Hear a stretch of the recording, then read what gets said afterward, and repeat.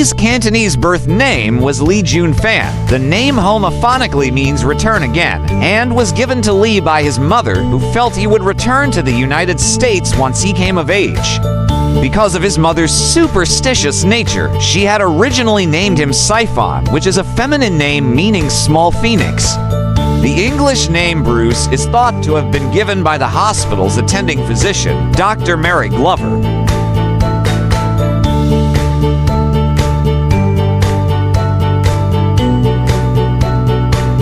Lee had 3 other Chinese names: Li Yuan Cam, a family clan name; Li Yuan Kam, which he used as a student name while he was attending La Salle College, and his Chinese screen name Li Xiu Lung means little dragon.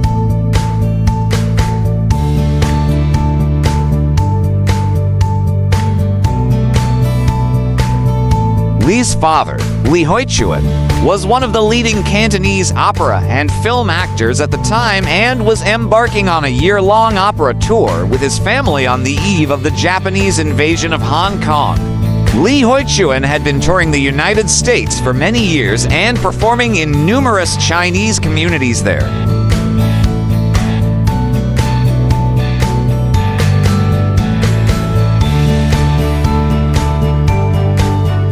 Although many of his peers decided to stay in the U.S., Li Hoichuan returned to Hong Kong after Bruce's birth.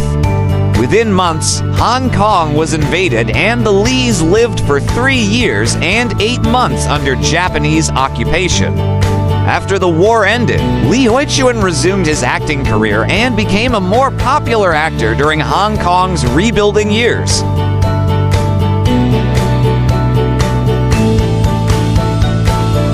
Lee's mother, Grace Ho, was from one of the wealthiest and most powerful clans in Hong Kong, the Ho Tungs. She was the half-niece of Sir Robert Ho Tung, the Eurasian patriarch of the clan. As such, the young Bruce Lee grew up in an affluent and privileged environment.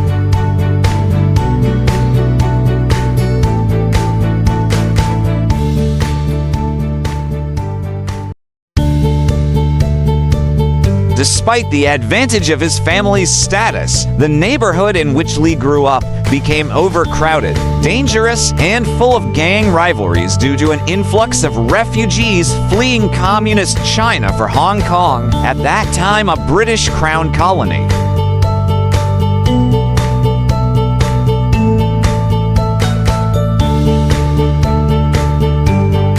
Grace Ho is reported as either the adopted or biological daughter of Ho Kam Tong and the half-niece of Sir Robert Ho Tung, both notable Hong Kong businessmen and philanthropists.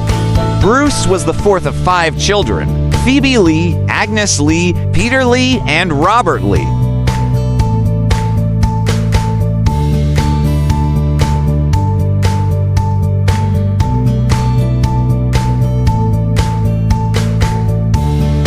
In July 2021, a private collection of over 40 handwritten letters Lee made to fellow Fist of Fury actor Robert Bob Baker was sold for $462,500 at heritage auctions. These letters were written from 1967 to 1973 and included requests by Lee for Baker to mail him cocaine, painkillers, psilocybin, and other drugs for his personal use.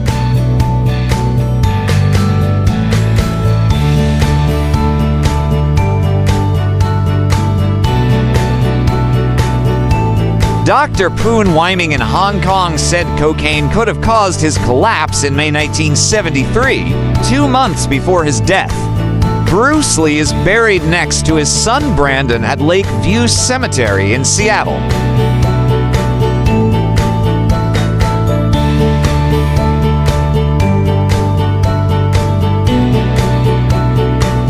On May 10, 1973, Lee collapsed during an automated dialogue replacement session for Enter the Dragon at Orange Sky Golden Harvest Film Studio in Hong Kong because he was having epileptic seizures and headaches. He was rushed to Hong Kong Baptist Hospital, where doctors diagnosed cerebral edema.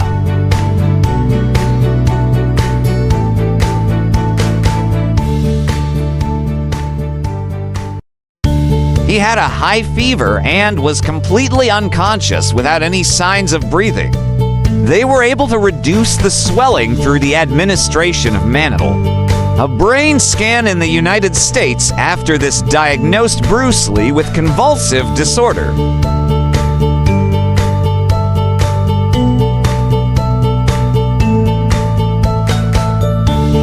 On July 20th, 1973, Lee was in Hong Kong planning to have dinner with actor George Lazenby, with whom he intended to make a film.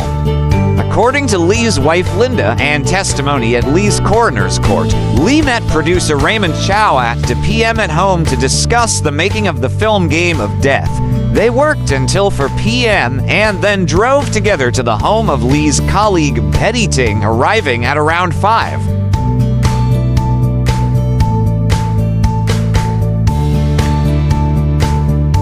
The three then went over the script at Ting's home.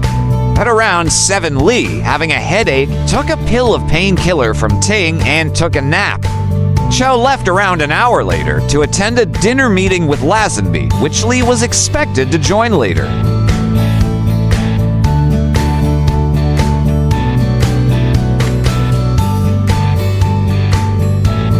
When Lee did not arrive at the dinner, Chow came to the apartment at around 9:45 p.m., but he was unable to wake Lee up. Chu Po Wai, a private doctor of Ting, was summoned at 10 as Lee's doctor was unreachable and spent 10 minutes attempting to revive Lee, who by then no longer had any vital signs, before sending him by ambulance to Queen Elizabeth Hospital. Lee was declared dead on arrival at the age of 32.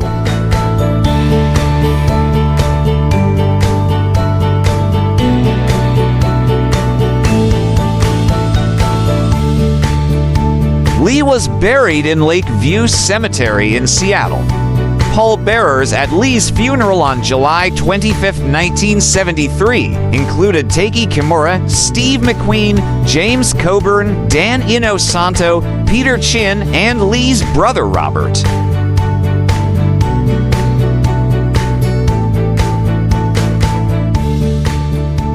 Possible causes of death. Donald Tier, a senior British pathologist recommended by Scotland Yard who had overseen over 1,000 autopsies, was assigned to perform an autopsy on Lee. His conclusion was death by misadventure caused by cerebral edema due to a reaction to compounds present in the combination medication Equagesic.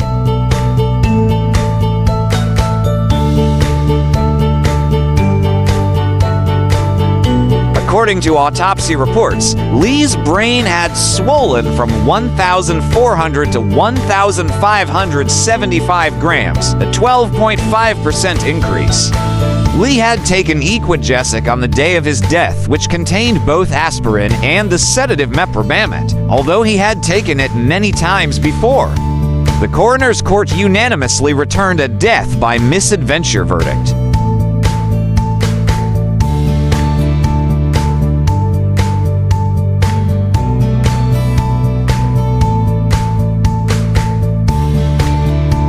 Lee's iconic status and untimely death fed many rumors and theories. This included murder involving the triads and a supposed curse on him and his family. Tabloids and magazines in Hong Kong publicized multiple conspiracy theories on Lee's death for viewership.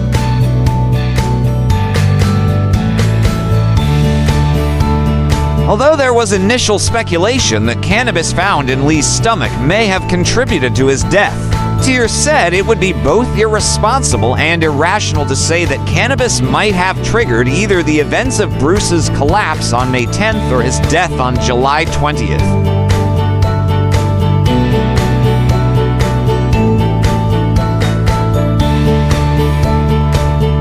Dr. R.R. Lysette, the clinical pathologist at Queen Elizabeth Hospital, reported at the coroner hearing that the death could not have been caused by cannabis. Armed Forces Institute of Pathology of the United States concluded that they were unable to attribute Lee's death to cannabis intoxication.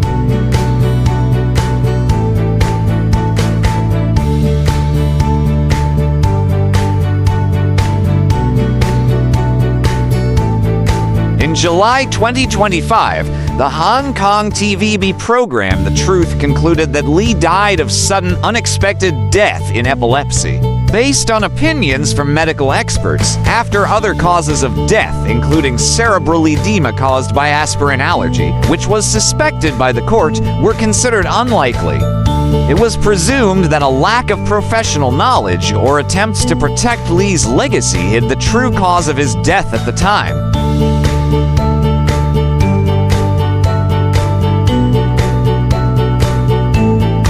Lee is credited with helping to change the way Asians were presented in American films. He defied Asian stereotypes, such as the emasculated Asian male stereotype. His friend Amy Sambo recalls that, in a time when so many Asians were trying to convince themselves they were white, Bruce was so proud to be Chinese he was busting with it.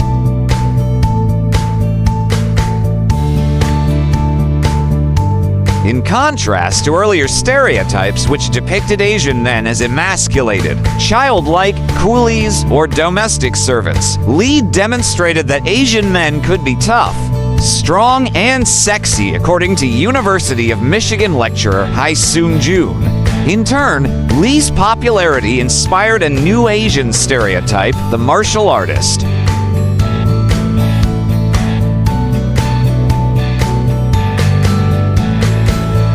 Numerous entertainment and sports figures around the world have cited Lee as a major influence on their work, including martial arts actors such as Jackie Chan and Donnie Yen, actor bodybuilder Arnold Schwarzenegger, actor-comedians such as Eddie Murphy and Etta Griffin.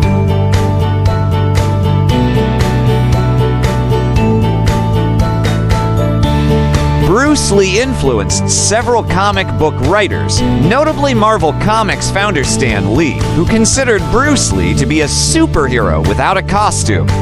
Shortly after his death, Lee inspired the Marvel characters Shang-Chi debuted 1973 and Iron Fist debuted 1974, as well as the comic book series The Deadly Hands of Kung Fu debuted 1974. According to Stan Lee, any character that has been a martial artist since then owes their origin to Bruce Lee in some form.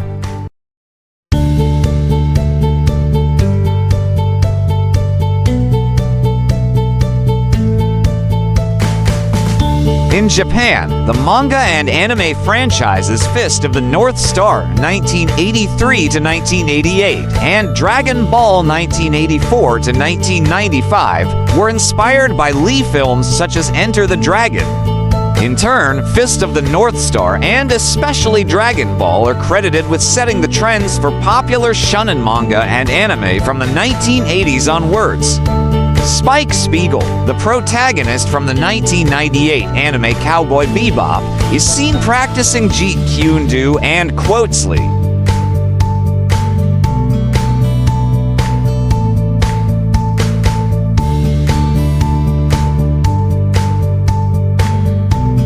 Bruce Lee films such as Game of Death and Enter the Dragon were the foundation for video game genres such as beat-em-up action games and fighting games. The first beat-em-up game, Kung Fu Master 1984, was based on Lee's Game of Death.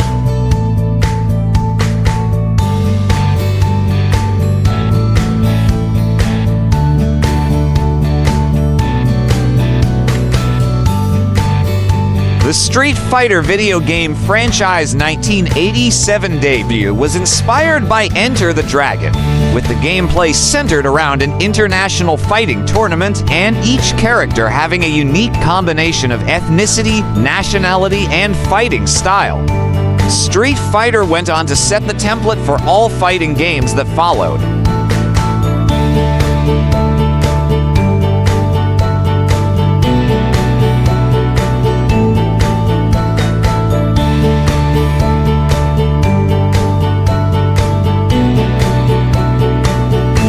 Welcome to the amazing world of 1000 Vlogs.